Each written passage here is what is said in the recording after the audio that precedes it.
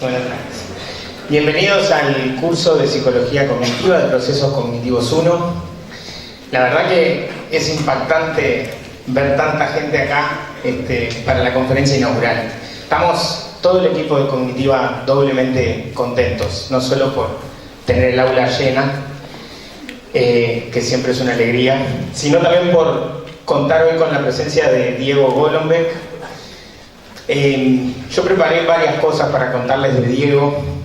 Voy a tratar de resumir un poco porque si no, no nos va a dar tiempo para escucharlo a él, que es la idea. Pero me parece que es importante que sepan que Diego, además de ser un investigador famoso, es también un gran divulgador de la ciencia.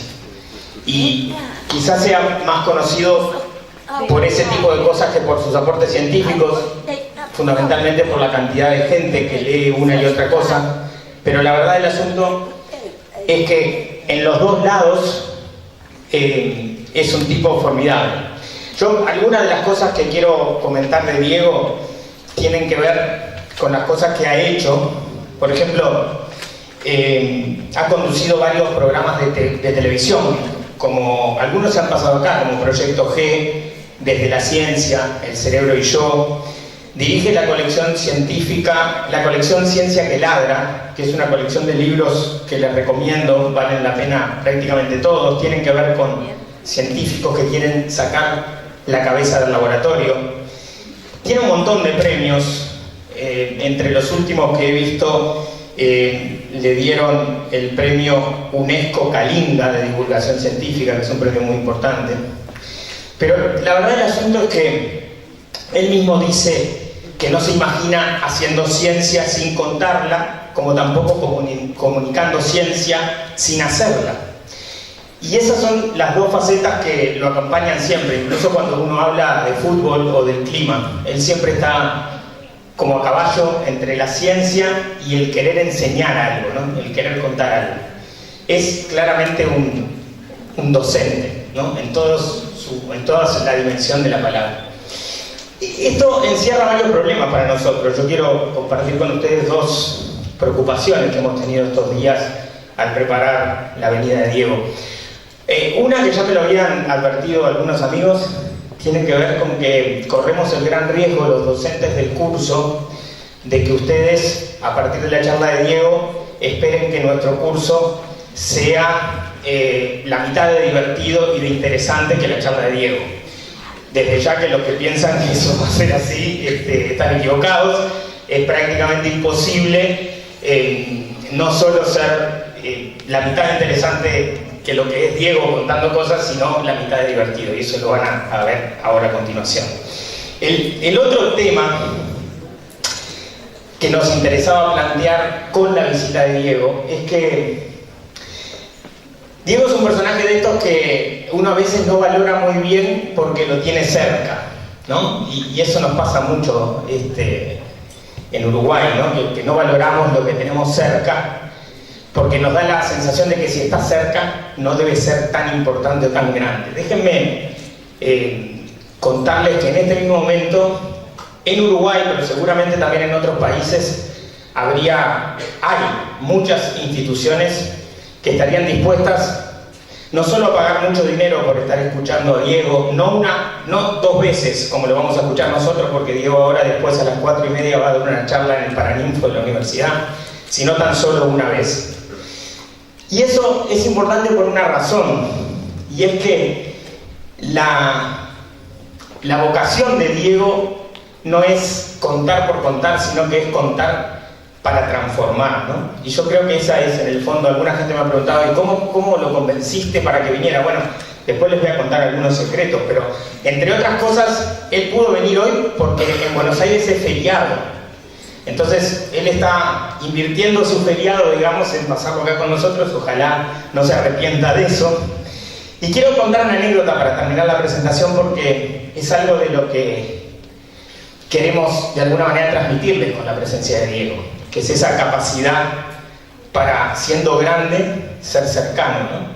Cuando estábamos arreglando esto, yo le dije, bueno, Diego, mirá que si venís solo por el día, bueno, llegás a las 9 de la mañana, yo veo de irte a buscar al aeropuerto, pero yo tengo clase 9:30.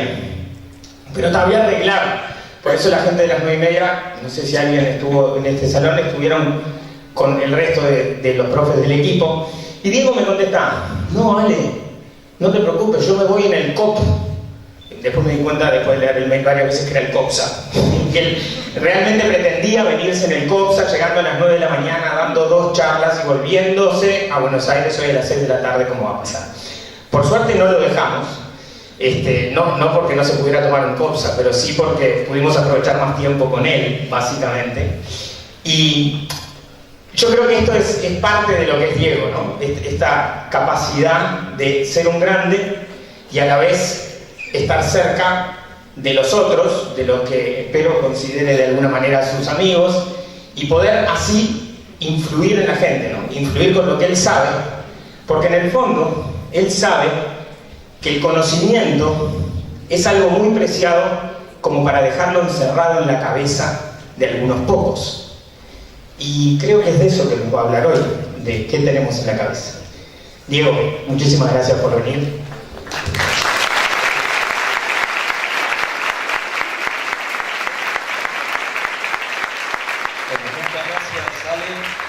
Alfonso, que es lo que corresponde. Bueno, muchas gracias por invitarme, está buenísimo estar acá. Disculpen que llegamos tarde, porque estaba comiendo un cordero que estaba buenísimo. Se lo dije. ¿Todos ustedes quieren ser psicólogos? ¿Qué los parió? Es parecido a nuestro país, así estamos, ¿no? Dice un biólogo, ya para que me odien. Pero vamos a hablar de otra psicología que tiene que ver con esta materia, tiene que ver con lo que se está haciendo en investigación en esta facultad. Hola, Ernesto. Como se hace en investigación, que ustedes por ahí ni siquiera lo saben, se está haciendo investigación de la San Puta acá. Me encanta putear en la universidad. ¿Sí? Se está haciendo investigación muy grosa, no desde hace mucho tiempo, y ahí somos un poco paralelos en las dos orillas. También en Argentina, no en Argentina, en Buenos Aires, psicología es eminentemente clínica, y dentro de clínica algunas escuelas, particularmente psicoanálisis, lo cual no tiene nada de malo, pero casi no ha dejado lugar para la psicología experimental, para tratar de entender qué hacemos, por qué lo hacemos, cómo somos. Y de eso se trata esta materia, se trata de lo que hacen sus profesores, y ojalá muchos de ustedes quieran volcarse no solo hacia la clínica, sino también a tratar de entenderlos, a tratar de hacer investigación. Entonces, la charla es un poco contar algunas cuestiones de los que trabajamos en investigación con el cerebro y tratar de empezar a fascinarlos. Si no se fascinan con esto, estamos perdidos, básicamente no se fascinan con tratar de entender al cerebro. Pero claramente vamos a hablar de ciencia, ¿no? Y en mi experiencia, cuando vos presentás una charla que se llama La Ciencia de, o Ciencia y, o lo que fuera, en la mayoría de los auditorios, tal vez incluso en este, inmediatamente se genera una reacción, ¿no? Y la ciencia es muy clarividente y puede meterse en la cabeza de todos ustedes y saber en general qué están pensando si hay una charla que empieza con ciencia. Y son 2 palabras: ¿qué embole? ¿Verdad? No mientan, ¿sí? Te mandan una clase de ciencia. Si yo quería hacer psicología, ¿qué tiene que ver con la ciencia eso? La ciencia que se acuerdan de 4º grado. Yo con lo que voy a decir, voy a hablar de la tabla periódica de los elementos. Eso es la ciencia que uno se acuerda, y no la ciencia de tratar de entendernos, de hacer experimentos con nosotros mismos, incluso con la gente que nos rodea, para entender qué es lo que hacemos. Y como vamos a hablar de ciencia, sí o sí tenemos que empezar con experimentos. Así funciona, funciona así. Les propongo un primer experimento para demostrar algunos de los poderes de la ciencia y de la psicología. Y este experimento se trata de juntar los dedos, así. Mira acá. Miren que los veo a todos desde acá, ¿eh? ¿Podés dejar la cámara? Me quedo quieto, me quedo quieto. No te creo. Mire, esto ya de por sí es un experimento. Si algunos han puesto el pulgar izquierdo arriba y otros el pulgar derecho, eso es innato, si eso es genético. Pero ese no es el experimento que les quiero contar. Ahora, levanten los 2 dedos índices, más o menos a la altura de los ojos, ¿sí? Más o menos como los tengo yo. Los tienen que tener flojitos, ¿sí? No muy duros, porque si no, no funcionan. Más o menos relajados. Y ahora, sigan así. Y lo que les voy a proponer es una prueba del poder de la psicología, porque a través de órdenes que yo les voy a mandar de mi cerebro al cerebro de ustedes va a pasar algo. Y las órdenes son: miren la punta de los dedos relajados, y frente a mi comando resulta que los dedos se van a empezar a acercar. Y se acercan. No es que ustedes los quieran mover. No. Yo los estoy moviendo. Los dedos se acercan. Y ustedes no los pueden parar. Y no los pueden parar. No los pueden parar. Y se tocan. ¡Chan! Ya está el experimento. Pero inmediatamente vi que se dividieron en 3 grupos. Ustedes. Primer grupo. Empecé a hablar y hicieron Segundo grupo, despacito se acercó. Tercer grupo, a mí no me jode, conmigo no. Sacando esos escépticos que vamos a ver cómo les va en el examen. Es muy loco esto que acaba de pasar, ¿no? Esto de que yo diga algo y los dedos se muevan. Este experimento es una pavada, ¿sí? La posición relajada de los músculos de los dedos no es esta, es esta. Por lo tanto, si ustedes realmente se relajan, los dedos se van a empezar a mover solos. Y con esto pueden ser el alma de la fiesta, ¿sí? Así que ya se llevan una pequeña tarea. Pero básicamente lo que acabamos de hacer es un poco lo que yo les quiero contar, que se resume perfectamente en esto. ¡Chan! Y esto sienta para el examen. Esto, como todo el mundo sabe, digan sí, es el oráculo de Delfos. O sea, conócete a ti mismo. Y de eso se trata no la psicología, la ciencia en general. La ciencia se trata de entender por qué hacemos lo que hacemos. La psicología en particular, porque se trata de nuestro comportamiento, de nuestras motivaciones, de lo que somos en el fondo. ¿Eso no es maravilloso, tratar de entender por qué decidimos algo, por qué algo nos emociona, por qué recordamos algo? Y eso es la ciencia, conocernos a nosotros mismos y a veces conocernos cuando hacemos cosas muy extrañas, hasta completamente contraintuitivas. Y de eso se trata el siguiente experimento. En el siguiente experimento les voy a pedir que hagan lo que va a decir ahí en la pantalla. O sea que, sonrían. Fuercen una sonrisa, así. Quedan un poco serios ustedes. Miren que... Y ahora, mientras fuerzan la sonrisa, viene una pregunta científica, es posta. Esta pregunta se hace en los laboratorios de psicología cognitiva de verdad. Y la pregunta, no dejen esto, es esa. No se rían, fuerzan una sonrisa y pregúntense, che, no me siento mejor. Siguen hagan el experimento control, sonrisa. Cuando sonríen, ¿no hay algo en el cerebro de ustedes que dice, este se está sintiendo bien? Miéntanme, digan, sí, sí, es maravilloso, sí, la vida me sonríe. Posta, es así. ¿No es muy loco eso que por forzar una sonrisa tu cerebro te diga que se siente bien? Vamos a complicar el experimento, en un ratito lo vamos a tratar de explicar. Vamos a complicarlo, en lugar de hacer sonrisa completa, vamos a hacer señas de truco que supongo que son universales. O sea, sonrisa izquierda o sonrisa derecha. Se fue el grano, ¿sí? Sí, si alguno tiene operaciones o botox de un lado, le va a costar. Pero todos son bastante jóvenes como para que no sea de esa manera. Y acá tengo 2 preguntas para ustedes, pero no para que las piensen, para que las sientan. Primera pregunta es fácil. ¿Alguna de las 2 semisonrisas, esta o esta, se sienten también con esta? Contra Esa es fácil. Esta es más difícil. Esta o esta, ¿alguna de las 2 se siente mejor que la otra? Ojo, no que sea más fácil hacerla, sino que se sienta mejor. A ver, ¿cuántos por semisonrisa izquierda? ¿Cuántos por semisonrisa derecha? ¿Cuántos no saben o contestan?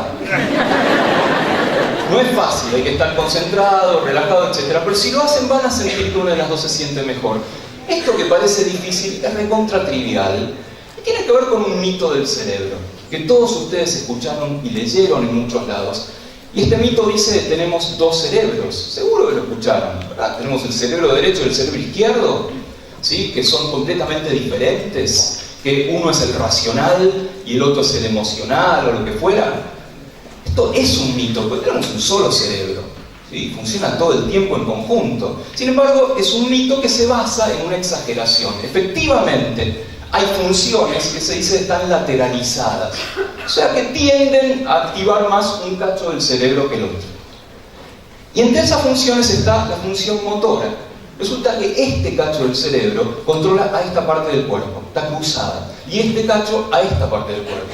Quiere decir que las 2 semisonrisas cuando las fuerzan, están siendo activadas por áreas diferentes del cerebro.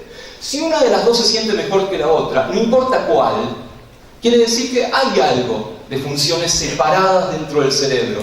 Una, por simplificar muchísimo, y esto lo voy a negar frente a la prensa, una de las dos está más feliz que la otra. Sea la que sea, no nos vamos a meter con qué hace el derecho, qué hace el izquierdo, etc. Eso es bastante trivial. Y de hecho esto ustedes lo pueden demostrar con un experimento mucho más casero, que es agarrar a alguien y sacarle una foto sonriendo. Por ejemplo, esta. Y ahora ustedes tienen que decir, ah, porque es mi hijo. Vamos.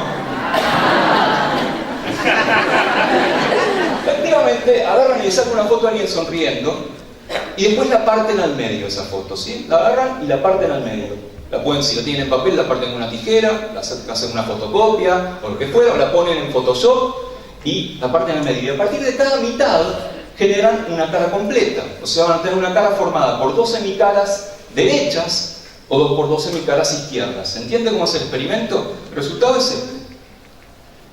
¡Tarán! Son dos personas distintas, ¿verdad? ¿Sí? Este está chocho, ¿sí? Este es viva la ciencia. Este es, no me use para los experimentos. Bueno, esta es la prueba justamente de lo mismo que ustedes hicieron en sí mismos cuando forzaron la sonrisa. Efectivamente, hay partes del cuerpo diferentes que responden a partes diferentes del cerebro. Yo les dije, esta parte era trivial, este experimento. La que no es trivial es la de forzar una sonrisa y sentirse bien. ¿Por qué no es trivial? Porque es contraintuitiva. Uno piensa, y está bien que piense así, que se emociona y luego actúa. Uno piensa que está contento y luego sonríe. Uno piensa que tiene miedo y luego sale corriendo. Y ustedes acaban de demostrar con este experimento tan vago que es exactamente al revés. Uno primero actúa, primero viene el cuerpo y después viene la emoción. Primero forzás la sonrisa y después tú estás contento. Primero salís corriendo y en ese salir corriendo, que te lata fuerte el corazón, que respires más rápido, está el miedo. Esto es una base de la psicología, de hecho, del fundador de la psicología experimental, un tipo llamado William James. Ustedes lo deben conocer, y si no lo conocen lo van a conocer a lo largo de la carrera y sobre todo en este tipo de materias. Un capo, absolutamente un capo, que tuvo este tipo de intuiciones. No las demostró experimentalmente, pero resulta que muchas de las intuiciones de este tipo James, hoy en día la neurociencia está demostrándolas. Por ejemplo esta, ¿sí? De que el cuerpo participe en las emociones. O sea, parece como tirado de los pelos, como que el cuerpo es la emoción. Y sí, ¿dónde sienten el miedo ustedes? Pónganse que ahora hay un ruido tremendo y se asustan. ¿Dónde lo sienten? En la panza. En general, en la panza, en el pecho, en el abdomen. O lo mismo las famosas mariposas en la panza de los enamorados. Mariposas en la panza, adrenalina. ¿Sí? Es adrenalina que se secreta muy rápidamente cuando tenés una emoción. ¿Y dónde está la médula adrenal? Y por acá, muy cerca de la panza. Por tanto, ahí es donde lo sentís. Ahí es donde el cuerpo expresa esa emoción. Pero en realidad, si tenemos que elegir una parte del cuerpo que tenga que ver con la psicología y obviamente una neurociencia, no es cualquier parte, sino que es lo que tenemos en la cabeza, lo que da título a esta charla que estamos haciendo. Tenemos acá, y acá saben que tenemos números astronómicos, unos números que son comparables a los de los astrónomos, a los de los geólogos. Ahí es donde los biólogos, los neurocientíficos, los psicólogos tenemos Big Data. ¿Por qué? Porque tenemos ceros para tirar al techo. Tenemos miles de millones de unidades, de neuronas. No solo eso, tenemos varios órdenes de magnitud más de charlas entre neuronas, de las conversaciones entre las neuronas. No solo eso, esas conversaciones no son fijas, cambian y cambian todo el tiempo. Por el solo hecho de yo estar hablando con ustedes, me están cambiando las charlas entre las neuronas por unidad de tiempo, por segundo, por milisegundo, y a ustedes también. Más allá de que les guste o que no, que les estén pasando bien o no, les está cambiando el cerebro. Es más, hay una analogía, que también es un neuromito, que dice que el cerebro funciona como una computadora. No es así, de ninguna manera. Es otra cosa, no les diría que es más ni menos, es otra cosa. En el cerebro no hay software y hardware, es lo mismo. Esto parece una consigna de partido de izquierda en la plaza, ¿no? Porque el hardware y el software es lo mismo, compañeros. Y es cierto, así funciona el cerebro, diferente a cualquier otra cosa que conozcamos en el universo. Es el objeto más complejo por ahora, del universo conocido. No es poco eso. Claro, tratar de entenderlo es una tarea complicada. Hay gente que dice que nunca lo vamos a entender, o que algunas de las funciones del cerebro nunca las vamos a entender. Esto hasta tiene un nombre propio en psicología, ¿sí? En psicología experimental. Sí, es un nombre muy original, muy poético, muy complejo, pero lo llaman el problema difícil. El problema difícil es cómo entender las funciones superiores del cerebro, cómo entender un cerebro que se piensa a sí mismo, cómo entender la conciencia. La mayoría de los que trabajamos en esto no creemos en el problema difícil. Creemos que es cuestión de tiempo, de saber más, de tener mejores herramientas. Pero que es complejo no cabe duda. Y lo más loco de todo es que todo eso esté ahí adentro. Esté acá, adentro de nuestra cabeza. Había una película de hace muchos años que se llamaba Hombre mirando al sudeste. Quizá alguno de ustedes la vio. Hay una escena en la cual el protagonista, un tipo muy particular, está en un hospital psiquiátrico donde están guardados cerebros disecados, y los está desgranando, los está agarrando con la mano, y son cerebros de verdad, cerebros de metal, por así llamarlo, está desgranando en la canilla y está diciendo, mira vos, acá estaba este tipo, acá estaban sus emociones, sus recuerdos, su historia, todo eso en esto, arrugado, gris, feo. Y sí, esos somos nosotros, arrugados, grises, feos. Y hablemos un poquito sobre la forma, el peso, el volumen de esto. ¿Cuánto les parece que pesa el cerebro humano adulto en promedio? Apuesten. ¿Quién da más? ¿Quién da menos? ¿Cuánto pesa el cerebro adulto en promedio? Kilo, kilo 100, kilo 200. 3. Elegí. En promedio, por eso, en promedio. ¿Alguien da más? ¿Alguien da menos? 3 kilos. Vamos, vamos y vendemos. 1 kilo. ¿Alguien da más o menos o nos quedamos con eso? 5 kilos, ¡vamos! Bueno, les voy a decir. En promedio, el cerebro humano pesa más o menos, gramo menos, 1,3 kilos, 1,350 kilos. O sea, se acercaron bastante, ¿sí? ¿Pero ustedes sienten 1 kilo y pico arriba del cuello? ¿Andan así? No, ¿verdad? ¿Por qué? No puede ser que tengas una pesa de 1 kilo acá sostenida por el cuello y no la sientas. ¿Cómo puede ser? ¿Alguna hipótesis? ¿Por qué? Tenemos toda una estructura para sostener. Pero aún así tendrías que sentirla. Eso puede ayudarte a llevarla. Pero vos no la sentís. Yo no siento el peso de ninguna parte de mi cuerpo. Pero te pones una pesa de un peso acá y no te acostumbras. No es que al cabo de un día decís, ya me olvidé y andás sin ningún problema. Puedes hacer equilibrio, pero la vas a estar sintiendo. De hecho, subjetivamente sentís bastante menos. ¿Sí? Se calcula que subjetivamente sentís unos 400 gramos sobre el cuello. ¿Cómo puede ser que pasaste de 1,3 kilos a 400 gramos? ¿Hipótesis? El cerebro te dice que sientas menos. No es una mala hipótesis, ¿sí? Pero no lo hace con otras partes del cuerpo, es raro. ¿Hipótesis? Porque en realidad el cerebro va creciendo mediante que vos vas creciendo. Entonces ves que de nada sentís que te pusieron 1 kilo y tanto a la cabeza, que ya lo vas sintiendo a poco y vas... No es mala esa hipótesis, pero está mal. O sea, esto es lo que yo te digo, vos no te adaptás es una palabra técnica. Si te pongo una pesa, la vas a seguir sintiendo bastante tiempo. Es cierto que no tanto tiempo como toda tu vida, porque el cerebro lo llevaste contigo toda tu vida. Pero no es esa la explicación física, por así decirlo. Después estás diciendo una explicación más psicológica o subjetiva. El cerebro no tiene terminaciones nerviosas, ¿no? A ver, repito, el cerebro no tiene terminaciones nerviosas, todo lo contrario, el cerebro son todas neuronas. Lo que no tiene son algunas cosas, por ejemplo, no tiene receptores de dolor dentro del cerebro, pero no es lo mismo que no tener terminaciones nerviosas. Es sencillo, el cerebro, ¿cómo está arriba del cuello? Está ahí quieto, en el aire, apoyado, está flotando en agua, algo muy parecido a agua. ¿Y qué sucede con todo líquido, todo cuerpo sumergido en un líquido, alumnos? No. ¿Sí? Experimento un empuje de abajo hacia arriba, igual.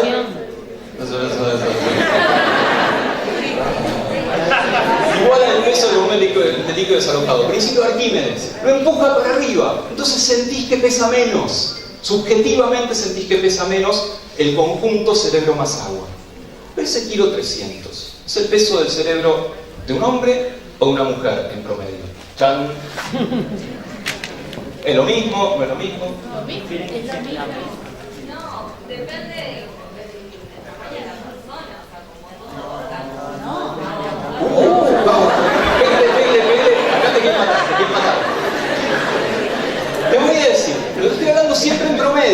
Con lo cual, el promedio incluye a todos los tamaños, ¿sí? El kilo 300, kilo 350 es el peso promedio del cerebro de un hombre. ¿Y el de la mujer? A ver, ¿cuántas piensan que pesa más? ¿Cuántos piensan que pesa menos? ¿Cuántos duermen en el living hoy? El cerebro de la mujer, en promedio, pesa unos 150 gramos, puntos suspensivos, menos que el del hombre. ¡Obvio! Ese obvio, además de irónico, por supuesto, es histórico. Eso es que la gente dijo cuando se pesaron por primera vez muchos cerebros. Y sí, es una prueba de la inteligencia, la superioridad, todas las cansadas que se les ocurra de hombres contra mujeres. Hasta que a alguien se le ocurrió algo parecido a lo que decía ella por ahí. Pero ¿cuánto pesa una mujer? ¿Cuánto pesa el cuerpo de una mujer con respecto al peso del cuerpo de un hombre? Menos, mucho menos. En general, el cuerpo de una mujer es mucho más liviano el cuerpo de un hombre. Entonces, lo que nos importa no es el peso del cerebro, sino el peso del cerebro en relación al peso del cuerpo. Y cuando se hicieron las cuentas, no se habló más del tema. ¿Se imaginan cuál es el resultado al respecto? Pero esto es muy antiguo, ¿sí? Podemos hablar muchísimo sobre el cerebro, su peso, las formas, etc. Pero como en otros casos el tamaño no importa, ¿sí? O sea, no estamos tanto en esto. Hay una cosa que sí importa del tamaño. Si ustedes dibujan un cerebro, lo van a dibujar seguramente así, arrugado, con rayitas. ¿Por qué tiene rayitas? Si ustedes van al supermercado a comprarse seso de vaca para hacer ravioles, no se los recomiendo. Pero supongamos que van. ¿Tiene rayitas? De la vaca casi no tiene muy poquitas. Tiene, comparado con la nuestra, ¿sí? Si van a un laboratorio a comprarse seso de rata para hacer micro ravioles, tampoco se los recomiendo, ¿sí? ¿Les parece que tendrá rayitas o no? No, casi no tiene, es casi liso. Entonces, ¿qué nos están diciendo estas rayitas con respecto al cerebro? ¿Qué es? ¿Qué son esas rayas? Está viejo, sí. Diga alguno, dale. Sí, dale. Que es demasiado grande, entonces está concentrado en una... Está que la cabeza, la capacidad. Va por ahí, o sea, podía haber seguido creciendo. ¿Por qué no es como un globo que sigue creciendo cada vez más? Porque tiene algo duro acá, tiene hueso, tiene un cráneo acá. Y la estrategia de crecimiento fue hacer rulitos. Esos rulitos se llaman circunvoluciones, por supuesto. Es la estrategia de crecimiento de todo el cuerpo. Nuestro tubo digestivo, si fuera un tubo, si fuera una cañería lisa, no nos sirve para nada. Porque no alcanza la superficie de ese tubo para absorber todos los nutrientes que necesitamos. ¿Qué hace ese tubo? Genera rulitos. Rulitos se llaman vellosidades. No contento con eso, las vellosidades generan microrulitos, o sea, microvellosidades. Y con eso aumentan el tamaño efectivo del tubo digestivo 300 veces. Las circunvoluciones aumentan la superficie de la parte de afuera del cerebro, la corteza, sería la cáscara de una mandarina, eso es la corteza. En promedio, más o menos ese es el volumen que ocupa un poquito más por ahí. Aumenta unas 50 veces la superficie efectiva de la corteza, de la parte de más afuera. Y evolutivamente, tener más corteza, por razones que van a ver a lo largo de este curso, es particularmente importante, ¿sí? Pero esto se sabe desde hace mucho tiempo, que el cerebro tiene que ver con nosotros, ¿sí? De hecho, se sabe desde antiquísimos papiros, uno de los cuales está nada menos que en Asterix y Cleopatra. Que si no lo oyeron, es bibliografía obligatoria para este curso, ¿sí? Asterix y Cleopatra aparece este papiro, ¿sí?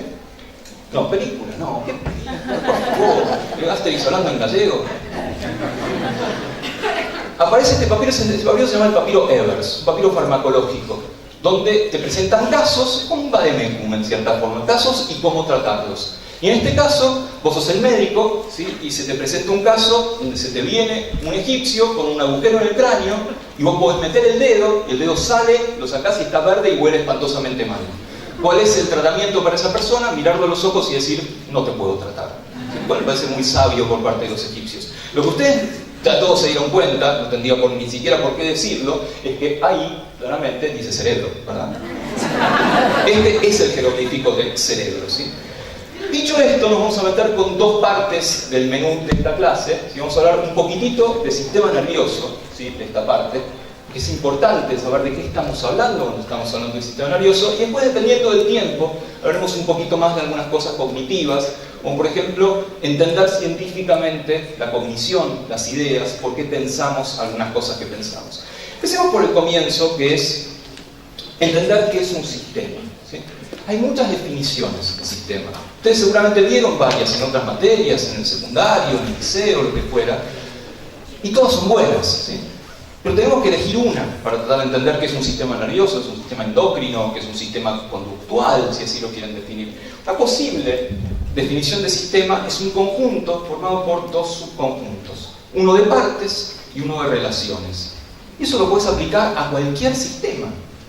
¿Sí? Uno podría hacer las partes del sistema cardiovascular y después sus relaciones, cómo se juntan, las partes del sistema nervioso y cómo charlan entre sí.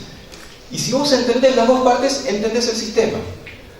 Lo interesante de esto, y me estoy adelantando un poquitito a lo que iba a decir dentro de un rato, es que cuando vos juntás muchas partecitas, el resultado puede ser completamente impredecible. Eso lo que se llama nivel de organización de un sistema.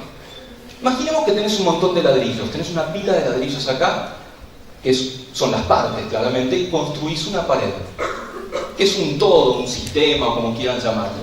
Obviamente que la pared es más que el montón de ladrillos, ¿de acuerdo? Si una pared tiene propiedades que no tiene el montón de ladrillos, pero también es menos. Por ejemplo, en la pared no tenés la cara de arriba ni la de abajo de los ladrillos. Lo que vos podés decir en todo caso es que el todo es diferente a la suma de las partes. En el sistema nervioso, por ejemplo, uno de los todos podría ser el cerebro, que efectivamente es una suma de un montón de ladrillitos, un montón de neuronas y otras cosas que vamos a hablar al menos por arriba. No es que sea solamente más, es distinto, tiene propiedades diferentes que no se dan simplemente por juntar millones de neuronas. Pasa algo que todavía no terminamos de entender cuando se juntan esos millones de neuronas que le da propiedades específicas a ese sistema. Por ejemplo, una propiedad llamada conciencia. Conciencia entendida como que estoy vivo, como que me pincho y me duele, como que veo un color y digo ese color es rojo. Claramente es una propiedad del cerebro, pero es difícil entenderla con un montón de neuronas que se juntan.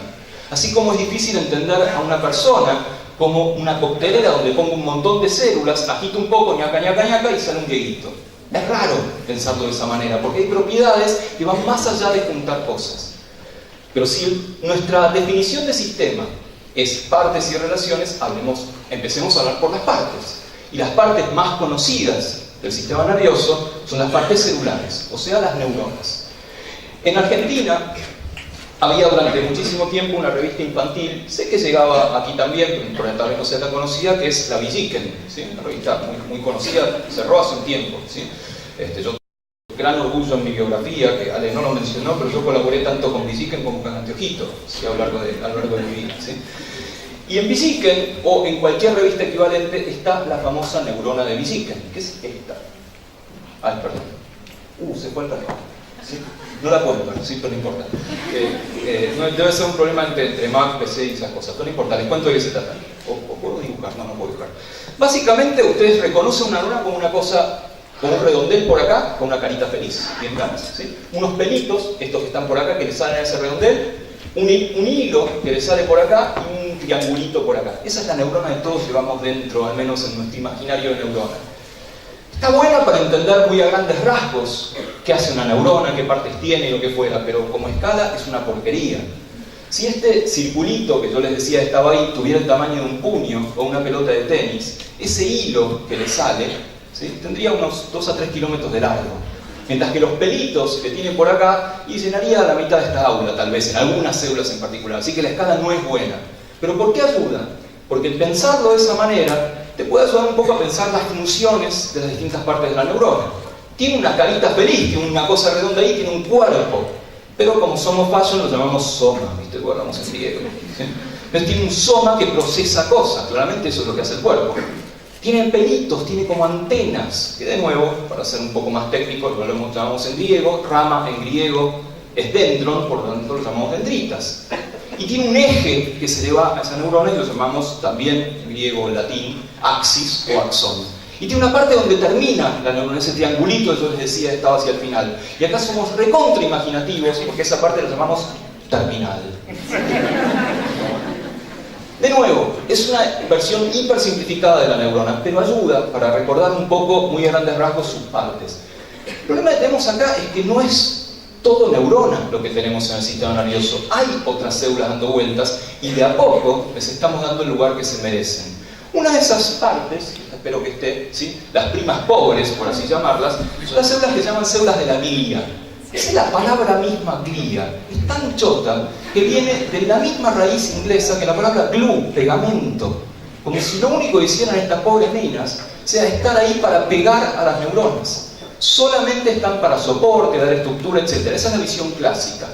Hoy sabemos que no es así, que participan muchísimo de las charlas entre neuronas, les dan de comer, les hacen de basurero. Si no estuviera la glia, no funcionaría el resto del sistema nervioso. Por tanto, es importante mencionarlo incluso en un curso que tiene que ver con la cognición, porque de a poquito se les está aportando cierto rol en cuestiones cognitivas como la memoria, alguna sinapsis y así sucesivamente. Decíamos que en algún lugar había un triangulito donde terminaba la neurona, y lo llamábamos terminal. Pero si la cosa se acaba ahí, esto que yo les dije al principio, que tenemos charlas entre neuronas y que van cambiando permanentemente, no puede funcionar. En algún lado tendrá que comunicarse esa neurona con otras. Son todas cosas que ustedes conocen, si por otro lado. Y esa comunicación, en general, como hay un espacio en el medio de las dos neuronas, se da con una palabra. Una palabra que una neurona le escupe a la otra. Y la otra tiene que reconocer. Esa palabra, ustedes lo saben también, se llama neurotransmisor. ¿Sí? Neurotransmisor es eso, es una palabra química que es el mensaje que una neurona le pasa a la otra. Y el lugar donde se comunican esas dos también tiene un nombre técnico, se llama sinapsis. Es un nombre que le puso un señor hace muchos años, Charles Sherrington. ¿Sí? Es un nombre ambiguo porque significa tanto el lugar donde charlan las neuronas como el mecanismo por el cual charlan. Significa las dos cosas, por eso no es tan bueno el nombre. Es interesante cómo descubrió el concepto de sinapsis Sherrington. Para la época que él estudió esto, ya se sabía la velocidad de conducción de un nervio, de un eje, muchos ejes de esas neuronas que yo les decía. ¿Cómo se sabía? Tengo acá un hilo, ¿sí? Le pongo una corriente eléctrica de este lado y mido el tiempo que tarda esa corriente eléctrica en llegar unos centímetros más adelante, unos milímetros más adelante o lo que fuera. Tengo distancia y tiempo, tengo velocidad. Y es muy rápida, es de metros por segundo. ¿Y qué hizo Sherrington? Repitió el experimento de estimular un nervio, pero en lugar de hacerlo en un nervio desnudo, lo hizo en un nervio rodeado de perro. O sea, en un perro. ¿Está bueno? Este humor uruguayo yo no lo entiendo. ¿Qué hizo el tipo? Estimuló una neurona motora y midió el tiempo que tardaba el perro en mover la pata que inervaba esa neurona motora. ¿Sí? Lo mismo que estimular y registrar una neurona, pero básicamente con un reflejo que era mover la pata. Y descubrió que tardaba mucho más el perro en mover la pata que lo que tardaba el impulso nervioso, pero significativamente más. Y el tipo dijo, pará, acá hay algo que está mal. O está muy mal medida la velocidad de conducción del impulso nervioso, o acá pasa algo. Y él dijo, debe pasar algo. Debe ser que entre el lugar donde yo estimulo y que el perro mueva la pata, hay algo. Hay un retraso. ¿Por qué hay un retraso? Porque no es la misma neurona que llega desde acá hasta la pata. Debe haber más de una neurona. Y cuando charlan esas neuronas que están en el camino, la señal se retrasa. Y ese retraso lo llamo sinapsis. Y ese retraso es el que se cubre con esta palabra química llamada neurotransmisor. Y es importantísimo eso. Si nosotros queremos entender la charla entre neuronas, tenemos que entender al neurotransmisor. Tenemos que hacer una biografía no autorizada del neurotransmisor, para entender exactamente cómo funciona. Eso es fundamental para lo que vamos a ver dentro de un ratito en términos psicológicos también. ¿Y qué hace un neurotransmisor? Primero, hay que fabricarlo. Hay que sintetizarlo. Lo fabrica una neurona. A veces lo fabrica de cero y a veces comemos los ingredientes que necesitamos. Por ejemplo, un neurotransmisor llamado acetilcolina, tenemos que comer la colina para fabricar acetilcolina. Otros lo transformamos unos en otros. Pero resulta que cuando vos fabricás cualquier cosa en una célula, la célula tiene como unos Pac-Man allá adentro, se morfan, cualquier cosa esté dando vueltas. ¿Sí? Tiene enzimas que no le gusta nada que haya cosas sueltas. Hay que proteger a ese neurotransmisor bebé. ¿Cómo lo proteges? Poniendo una bolsita, almacenándolo, una bolsita de membrana de célula, que es la única forma de saber la célula para proteger. O sea, se almacena, segundo paso en la vida del neurotransmisor. Ok, ya lo fabricaste, ya lo protegiste, ahora tenés que escupirlo. Tenés que decirle a la otra célula, acá está el neurotransmisor, acá está el mensaje. O sea, viene la liberación del neurotransmisor. Pero la parte más importante es que la neurona de allá, también llamada postsináptica, reconozca el mensaje. O sea, que ese neurotransmisor interactúe con la neurona de allá.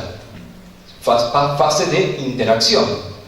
Ahora viene una última fase no menos importante. Suponete que pones la mano en la vela y te quemas. Te duele. ¿Y cuál es la respuesta? Y sacar la mano de ahí para que no te duela más. Tiene que haber un neurotransmisor que señale ese dolor desde la mano, a través de la médula, hasta el cerebro, que diga, che, Gil, sacá la mano de la vela porque te estás quemando. Pero cuando sacás la mano de la vela, ese neurotransmisor no tiene que estar más, si no, no sirve para nada. Si yo saco la mano de la vela y el neurotransmisor sigue estando y estando y estando, ¿y para qué me sirvió sacar la mano? Por lo tanto, tiene que haber una fase de romper al neurotransmisor, terminar su acción. Y eso es la vida del neurotransmisor, compañeros. Síntesis, almacenamiento, liberación, interacción, terminación. Regla mnemotécnica, salite. Esa es la biografía del neurotransmisor. ¿Por qué es importante? ¿Por qué la menciono en este curso? Porque todos estos pasos son la base de la psicofarmacología. Todos, o casi todos, los fármacos que interactúen con el sistema nervioso van a interactuar con algo de la vida del neurotransmisor. Van a hacer que se fabrique más o menos, que se almacene o no se almacene, que se escupa más o menos. Van a hacer que la neurona de acá reciba algo o no, o sea, interferir con la interacción, o van a hacer que se rompa más o menos. Cualquier fármaco que se les ocurra, pastillas para dormir, antipsicóticos, alcohol que tiene efectos sobre el sistema nervioso, drogas adictivas, van a tener que ver con algún paso de acá. Y acá hay algo más interesante todavía. Supónganse que ustedes les recetan pastillas para dormir, ¿sí? O sea, compran en la farmacia, las toman y se duermen. La conclusión es que esas pastillas para dormir seguramente le digan algo a una neurona, o sea, interactúen con una neurona, porque pues, la neurona los puede recibir, tienen un receptor para algo en esas pastillas para dormir. Por lo tanto, cuando se encontraron un montón de productos naturales, en general derivados de plantas, en la mayor parte de los casos, que hacían algo sobre el sistema nervioso, la gran pregunta fue, entonces debe haber receptores para esto, debe haber algo que recibe esta señal. Y la primera parte de la psicofarmacología fue buscar receptores. Por ejemplo, para cosas que estaban en la naturaleza y te hacían dormir, o te hacían despertar, y así sucesivamente. Y se encontraron esos receptores. Después alguien tuvo una idea, ¿y por qué tenemos esos receptores? ¿Por qué tenemos receptores para algo que está en la naturaleza? ¿Por qué tenemos receptores para el opio? ¿Por qué la evolución tuvo que pensar que no, dentro de millones de años va a haber miles de chinos que van a ir a fumaderos de opio? Por las dudas tengamos un receptor. Nos suena muy eficiente. ¿Por qué el sistema nervioso tendrá receptores para pastillas para dormir, para benzodiazepinas? ¿Por qué tendrá receptores para cannabis? ¿Por qué tendrá receptores para alcohol? Suena raro evolutivamente que esté ese receptor al pedo. Que de hecho es así, si vos lo pensás de esa manera. Está esperando que vos te tomes una planta, o vayas a la farmacia, o lo que fuera. Y alguien dijo, che, ¿no será que estos receptores responden a cosas que nosotros fabricamos? ¿Y son parecidas a lo que se ofrece en la naturaleza? ¡Epa! Fue la respuesta. ¿Sí? Es un poco bestia decir eso. Yo fabrico opio, yo fabrico alcohol, yo fabrico Valium, fabrico benzodiazepinas. Me llenaría de oro. Walter White. Pero ¿por qué no buscarlos? Y de hecho se encontraron. Uno a uno fueron encontrándose los mismos remedios que compramos en la farmacia, o muy parecidos, o que hacen cosas parecidas, los fabricamos nosotros. Ejemplo típico. ¿Qué hace un bebé después de lactar, después de tomar de la teta de la mamá? ¿En general qué hace? Se duerme. Se duerme porque está calentito, con la mamá, mimado y qué sé yo. Y además porque la leche materna tiene benzodiazepinas endógenos, tiene Valium. Señora mamá, usted le está dando Valium a sus hijos, a su bebé. Por lo tanto, se duerme. Lo mismo, algo que dicen algunos, y yo jamás lo voy a creer, y esto lo voy a negar frente a la prensa siempre, que dicen que la actividad física causa placer. Anda. Te vas a correr 3 horas al gimnasio y después...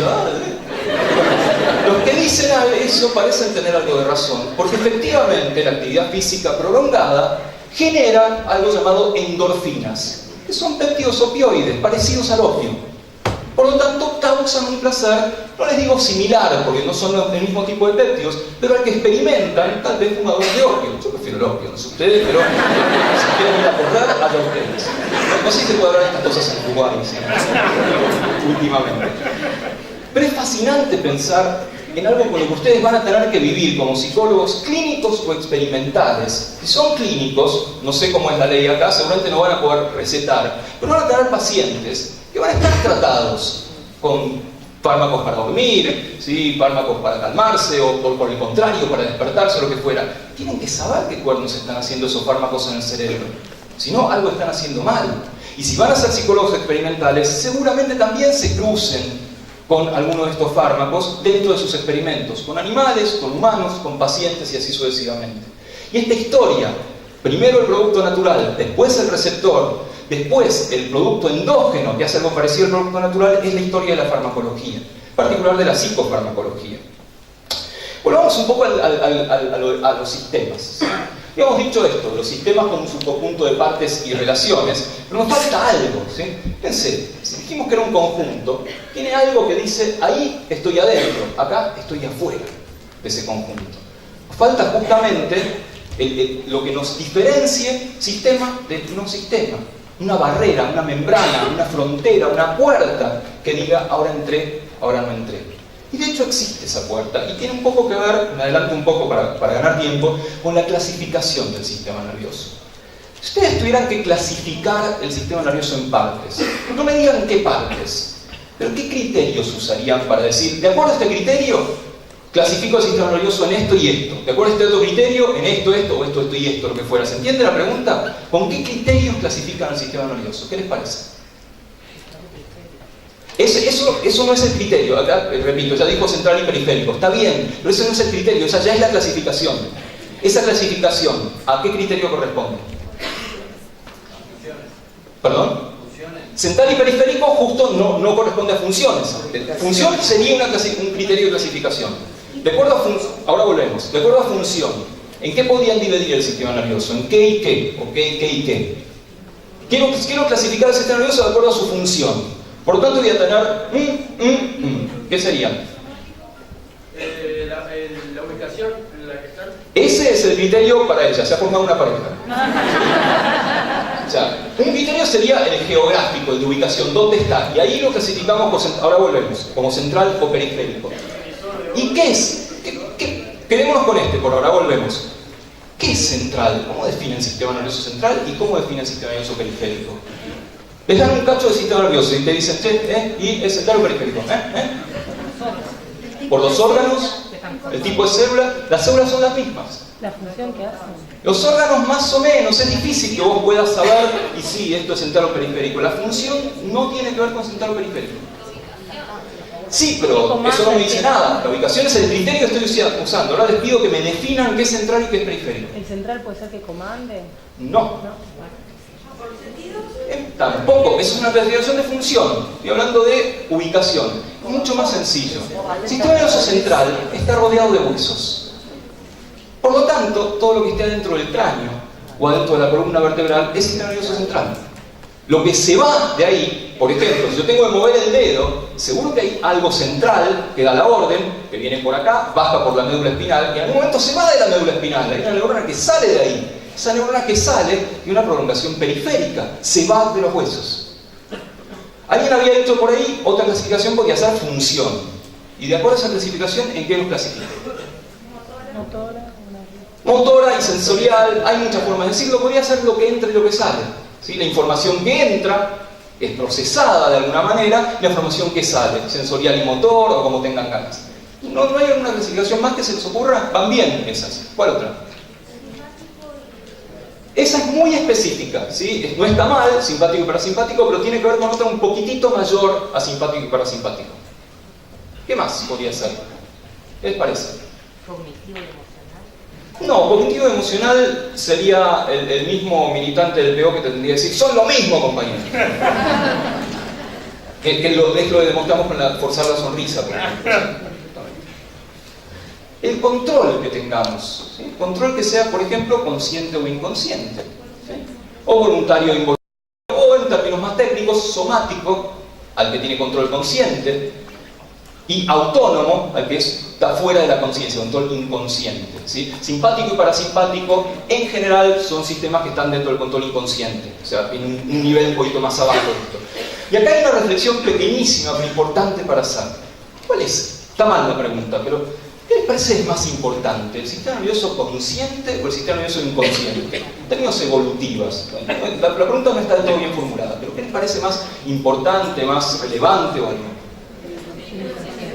¿Por qué? Varios dicen el inconsciente, porque son todos unos malditos estudiantes de psicología, pero olvídense de Freud y todas esas cosas, ¿sí? Acuérdense del Freud antes de ser Freud, el Freud que nos gusta, ¿sí? El proyecto, ¿sí?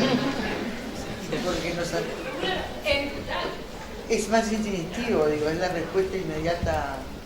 Sí, pero eso no es lo que te dé importancia. Si algo lo está diciendo, hay una cuestión de velocidad, pero no te da importancia eso. El inconsciente no solo maneja las funciones vitales, sino que se encarga del instinto de supervivencia.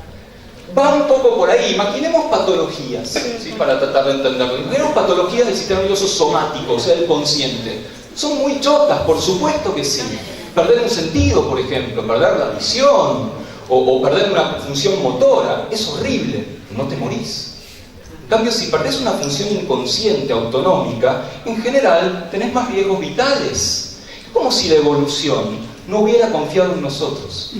Hubiera dicho, estos giles se van a olvidar de respirar. Se van a olvidar de que el corazón tiene que latir más rápido si tienen que salir corriendo y más lento si están tranquilos. Lo sacó de la conciencia. Lo preservó de nosotros, no confió en nosotros la evolución y dejó lo más importante fuera de lo consciente. Por eso es importante el inconsciente, no por todas las otras materias que ustedes tienen en la carrera. Eso siempre es claro al respecto. ¿Sí? Lo otro después vamos a hablar, sí, también tiene una pequeña importancia. Pero lo que nos falta para hablar de esto del sistema, yo les decía que tenía que haber algo que dijera estoy adentro o estoy afuera. Estoy adentro o estoy afuera. Y eso también es vital. El sistema nervioso central, particularmente, es tan importante que está recontraprotegido del resto del mundo. De hecho, nosotros sufrimos un proceso de cefalización, o sea, se concentró el sistema nervioso en algún lado. Bichos mucho más simples, algunos invertebrados, lo tienen distribuidos por todos lados. En cambio, con la evolución se fue concentrando, se fue encefalizando. Entonces había que protegerlo, estás como muy expuesto. Si tenés todo junto, y es muy fácil darte un mazazo. O bien tomar alguna cosa que sea venenosa y que llegue al cerebro y te da pelota. Por lo tanto, hay que protegerla. Y el concepto este es un concepto muy interesante, es un concepto, de barrera. ¿Sí? Hay una barrera entre el sistema nervioso central y el resto del mundo. Es un concepto funcional. No es una estructura que tiene un cartelito que dice barrera. Es una función que protege al cerebro del resto del mundo. Y para esto quiero recordarles una película que si no la vieron, véanla, porque es obligatoria para esta materia, que se llama Despertares. Si no la vieron, búsquenla, es de los 80. Es una película con Robin Williams y Robert De Niro. No creo que la haya cargado, no me di cuenta de decir de cargarla, así que se las cuento. Robin Williams hace un tipo brillante, uno de mis héroes, debo decir, que se llama Oliver Sacks. Se llamaba, murió hace poco tiempo, un neurólogo realmente genial. La historia cuenta lo siguiente: él estaba estudiando una serie de pacientes en la década de 1960 que estaban dormidos, estaban como en estado vegetativo, era una situación extraña. Tenían una enfermedad que se llamaba encefalitis letárgica. Encefalitis porque era un virus, una infección, y letárgica porque los hacía dormir. No se despertaban por nada, pero estaban vivos los tipos. Simultáneamente con eso se estaba estudiando una enfermedad bastante conocida llamada enfermedad de Parkinson. ¿Sí? Enfermedad que, entre otras cosas, tiene trastornos motores, hace que la gente se mueva más lento, ¿sí? Tiemble cuando se mueva y eventualmente otros trastornos cognitivos también. Y se había encontrado que en la enfermedad de Parkinson faltaba un neurotransmisor, faltaba una de estas palabras químicas que yo les mencioné hace un rato, que se llama dopamina. ¿Sí? Entonces, era obvia la cura para la enfermedad de Parkinson. ¿Qué tengo que hacer con esa enfermedad de Parkinson? Darle dopamina. Y se hizo eso. Y no solo no funcionó, sino que funcionó mal, tuvo efectos adversos. Cosa rara, ¿no? Como si a estos tipos les falta dopamina. Les doy 1 kilo de dopamina y ni se enteran. No, ni se enteran, mira vos. Y siguen exactamente igual, con los mismos síntomas que antes. Y acá vienen 2 descubrimientos interesantes. Uno es el de Sacks, otro es el de la gente que trabajaba en Parkinson. La gente que trabajaba en Parkinson dijo: che, ¿te acordás lo que estudiamos en medicina? Que el sistema nervioso central tenía una barrera que lo protegía del resto del mundo. ¿Será que la dopamina no atraviesa esa barrera? Entonces vos, por más que le des kilos y kilos de dopamina al paciente, tanto inyectable como con una pastilla, ni se va a enterar. Ah, puede ser, ¿no? ¿Y por qué será? Tal vez es muy grande, o no le gusta la barrera, o lo que fuera. No sé, ¿qué pensaron los tipos? Démosle algo a estos pacientes que no sea dopamina, pero que atraviese la barrera, en este caso barrera hematoencefálica, pues separa a la sangre, lo hemato, del sistema nervioso central, lo encefálico. Algo que atraviese esa barrera y en el cerebro se transforme en dopamina. Y este algo es una cosa de síntesis química, no es un producto natural llamado L-Dopa. Si ustedes tienen parientes o gente conocida con Parkinson, saben que toman L-Dopa. Y funcionó brillantemente. La L-Dopa se la administraban, atravesaba la barrera, llegaba al cerebro y el cerebro la transformaba en dopamina. Y efectivamente, los tipos de Parkinson, si no se curaban, al menos los síntomas, se acallaban mucho. Desaparecían por un tiempo, se acallaban mucho. Y Sachs pensó, che, y si los pacientes de encefalitis letárgica fueran como una especie de Parkinson recontra avanzado, de tanto que se enlentece o tiembla el movimiento, se duermen, no se mueven más. Y en ese momento se estaba empezando el tratamiento con L-Dopa. Por lo tanto, Sachs lo que hizo fue darles L-Dopa a estos pacientes, de ahí el nombre de la película, el nombre del libro también, que les recomiendo particularmente, Despertares, porque esos tipos se despertaron. Despertaron y estaban perfectos, no se acordaban de nada, era como si no hubiera pasado todo ese tiempo, estaban perfectos, sus funciones cognitivas preservadas, sus funciones vitales preservadas. Después, porque es una enfermedad neurodegenerativa, el L-Dopa no funcionó más, al igual que en el Parkinson avanzado, el cerebro ya no puede transformar la L-Dopa en dopamina, por tanto deja de funcionar. Pero vean la película y lean todos los libros de Sachs, es particularmente interesante. Esto fue S-A-C-K-S, Sachs, ¿sí? Y si quieren alguno de sus libros, les recomiendo particularmente El hombre que confundió a su mujer con un sombrero. Libro es una serie de casos clínicos brillantes. El amor que tiene el tipo por los pacientes no se puede creer. El título del libro responde a un paciente que había perdido la capacidad de reconocer funciones funciones concretas. Veía todo en forma abstracta. Una cara la veía como un óvalo. Entonces cuenta Sachs que en una entrevista este señor fue con su mujer y cuando terminó la entrevista agarró la cabeza de su mujer, pues tenía forma de cabeza o algo para ponérsela de sombrero.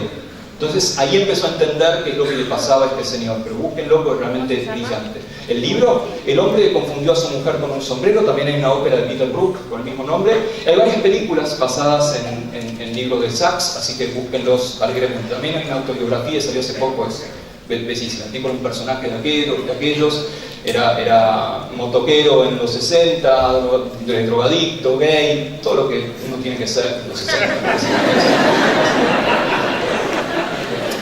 Pero vamos, avancemos un cachito más para no perder 2 o 3 conceptos. No creo que llegue a hablar de nada cognitivo, pero tienen todo un cuatrimestre para hablar de cognitivo, así que ¿sí? Pero sí quiero seguir hablando de neurociencia, que es donde nos relacionamos con la psicología cognitiva. ¿Sí? Ahí estaba la película.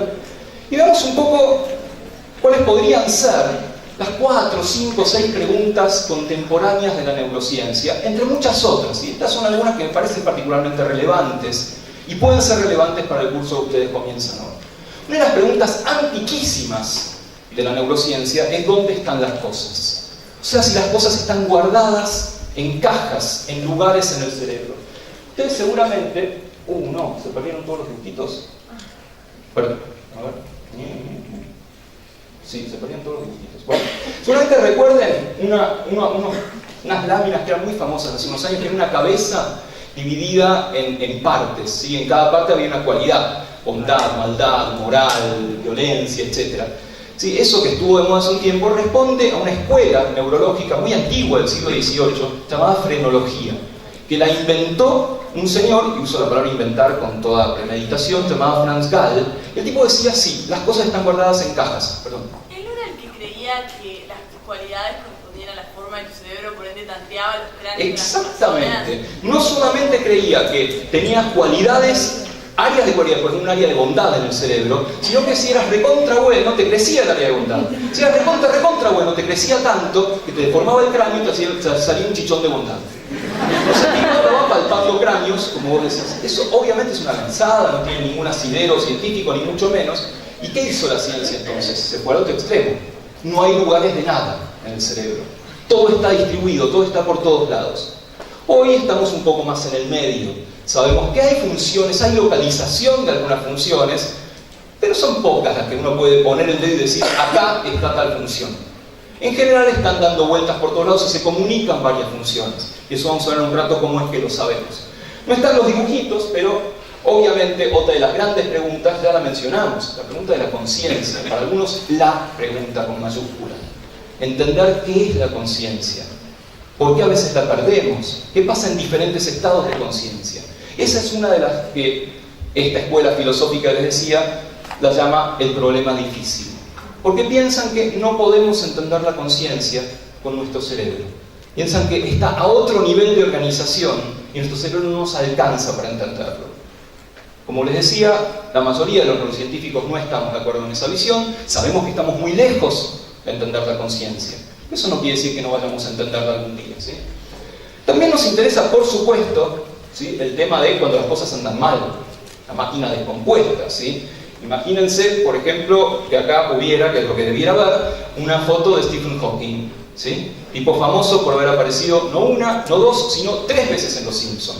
Y la tercera vez, Homero lo recibe diciendo: oh no, ese maldito lisiado otra vez. Brillante para recibir a Stephen Hawking. ¿Qué le pasa a este tipo? ¿Por qué tiene lo que tiene? Porque se murieron los nervios que le dan de comer a los músculos. Por eso esa enfermedad se llama amiotrófica. A por no, mio por músculo, trófico por dar de comer. Y no tenemos idea de cómo recuperarlos. No son enfermedades degenerativas, que se mueran nervios, se mueren neuronas, la verdad que estamos lejos de entender cómo recuperarlas. Pues igual vamos a hablar un poquito más al respecto. Pero eso es una de las grandes zanahorias de la neurociencia, entender cómo curar. Es uno de los grandes objetivos, conocernos y también saber cómo hacer para que estemos bien cuando no estamos bien. Para todo esto nos ayudó muchísimo la tecnología, ¿sí? Así como hace unas décadas, digamos, todavía para entender una función del cerebro, ¿qué había que hacer? Y abrir el cráneo, sacar un cacho del cerebro y ver si se perdía la función. Bueno, sí, se perdía la función, pero también se perdía el paciente, o la rata, o el sujeto. No era una metodología muy rica, muy limpia para hacer. Hoy podemos ver el cerebro desde afuera. Hoy la tecnología nos permite usar mucho más que nuestros sentidos. Y de hecho ustedes van a ver en este curso varios ejemplos de estas técnicas de análisis de imágenes cerebrales, que si las usan bien, y es importantísimo que las usan bien, les puede permitir decir, y esta área se activa relativamente cuando pasa tal cosa, cuando ocurre tal función, etc.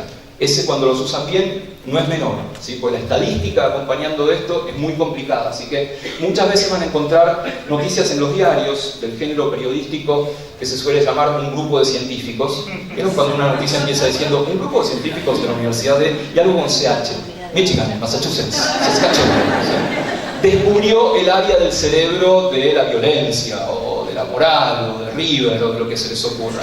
No, minga, no descubrieron nada. Si en todo caso encontraron una correlación entre que se activa un área del cerebro y estás haciendo algo. Eso no quiere decir que haya causalidad, pero eso es algo que seguramente van a analizar no solo en esta materia, sino en varias que tengan en la carrera. Entender la diferencia entre correlación y causa, que es importantísimo para cualquier cosa que quieran hacer. Entonces, yo les decía, nuestra forma de conocer el mundo es a través de los sentidos.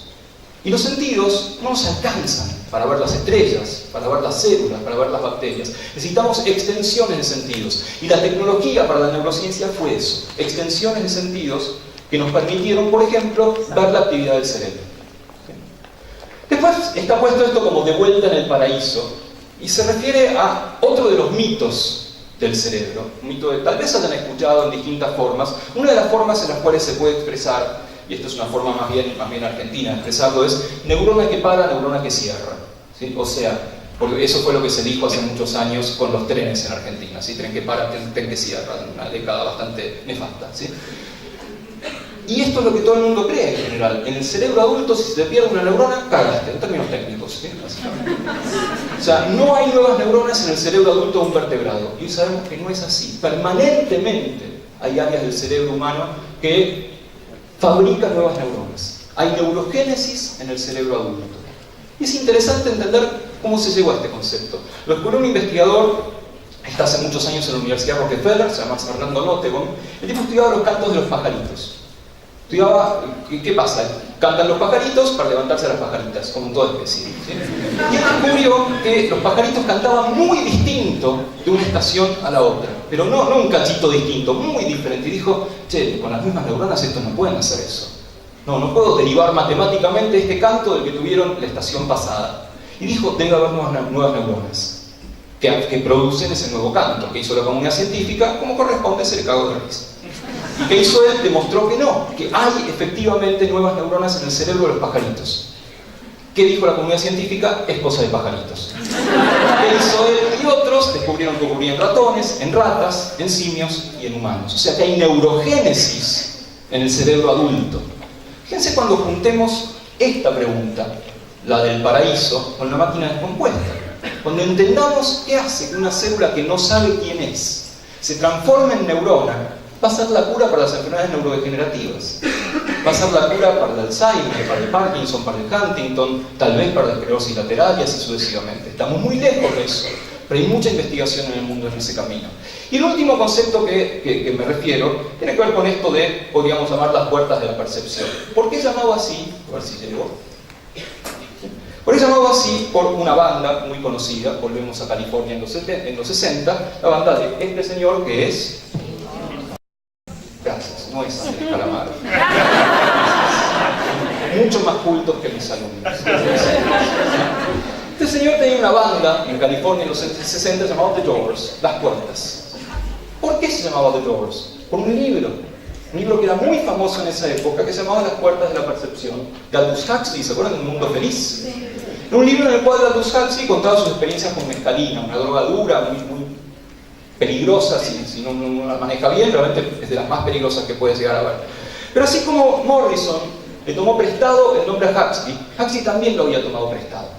Lo había tomado prestado de un poeta maldito, muy anterior, ¿sí?, llamado William Blake, que había escrito algo así como: si las puertas de la percepción se abrieran, todo le aparecería al hombre como es, infinito.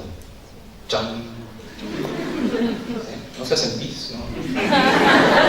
Muy fuerte esa frase. Interpretémosla en términos de psicología cognitiva, que de eso estamos hablando. ¿Qué quiere decir esa frase? Si las puertas de la percepción se abrieran, todo le aparecería al hombre como es, infinito. Que no tenemos idea de cómo es el mundo. No sabemos cómo es el mundo, ni si hay un mundo, podrían decir los más extremistas. Lo que sabemos es lo que las puertas de la percepción nos dicen sobre el mundo. Las puertas de la percepción son los sentidos. Y los sentidos son truchos, son mentirosos.